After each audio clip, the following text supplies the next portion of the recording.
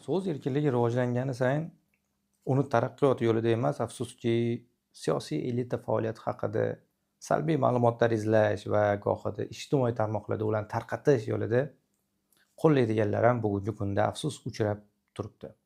Bu safar emishki, hozirda Vazirlar Mahkamasi sobiq xodimi bir qancha masalalar bo'yicha javobgarlikka tortilmoqda ekan va u orqali bosh vazir faoliyati samaradorligini salbiy ko'rsatishga harakatlar amalga oshirilmoqda.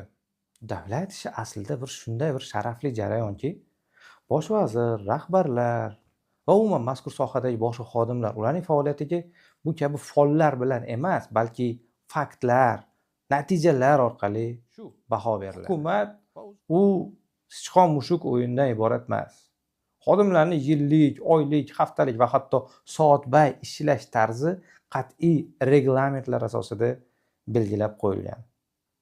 Va shunday joyda har bir qaror bir ikkita shaxslarning xohish irodasi bilan emas, ular bilan tasdiqlanib ketavermaydi. Belgilangan tartib bor. Vazirlar Mahkamasi to'g'risidagi qonun bor. Vazirlar Mahkamasining reglamenti bor.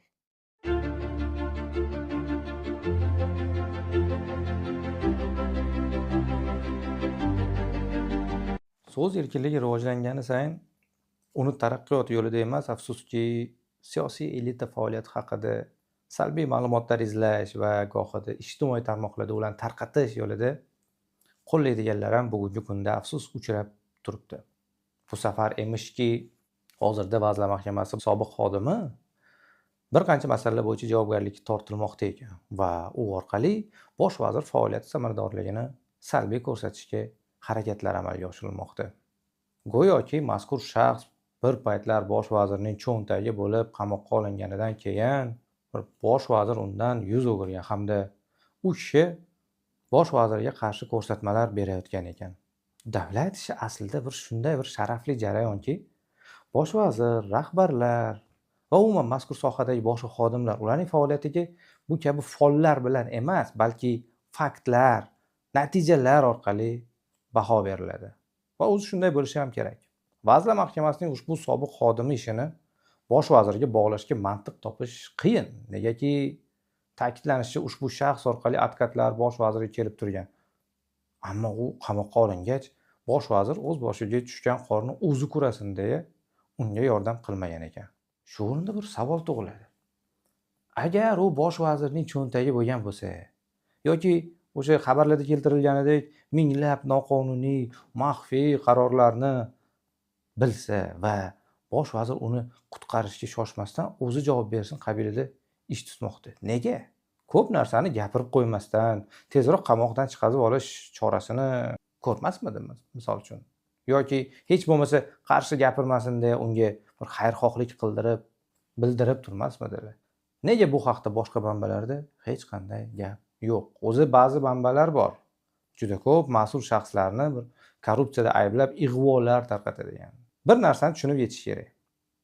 Mamlakatimizda korrupsiyaga qarshi kurash borasida ancha islohotlar amalga oshirilmoqda va ushbu jinoyatga jazo muqarrarligi ta'minlanmoqda. Shu hukumat u sichqon mushuk o'yinidan iborat emas. Xodimlarning yillik, oylik, haftalik va hatto soatbay ishlash tarzi qat'iy reglamentlar asosida belgilab qo'yilgan. Va shunday joyda har bir qaror bir ikkita shaxslarning xohish irodasi bilan emas, ular bilan tasdiqlanib ketavermaydi. Belgilangan tartib bor. Vazirlar Mahkamasi to'g'risidagi qonun bor. Vazirlar Mahkamasining reglamenti bor. Qarorlar ana shunday normativ hujjatlar asosida ko'rib chiqiladi. Umuman olganda bilamizki, rahbarlar atrofini mas'uliyatli va sadoqatli kadrlar qamrab olsa, jamoatchilik nazorati muvaffaqiyatli yo'lga qo'yilsa, islohotlarning ijobiy amallari yanada ko'proq sezila boshlaydi va eng muhimi bunday vaziyat mamlakatning umumiy imijini jozibalashuviga olib keladi. Har qalay ig'vogarlar qanchalik salbiy iddaolar keltirmasin, bugun bosh vazir ham, boshqa mulozimlar ham o'z vatanida xalq orasida xizmat faoliyatini muvaffaqiyatli o'tab kelishmoqda. Ba'zi birovlar esa turli xil joylashuvlardan turib xalq orasida vahima va tushunmovchilik muhitini yaratish bilan ovora.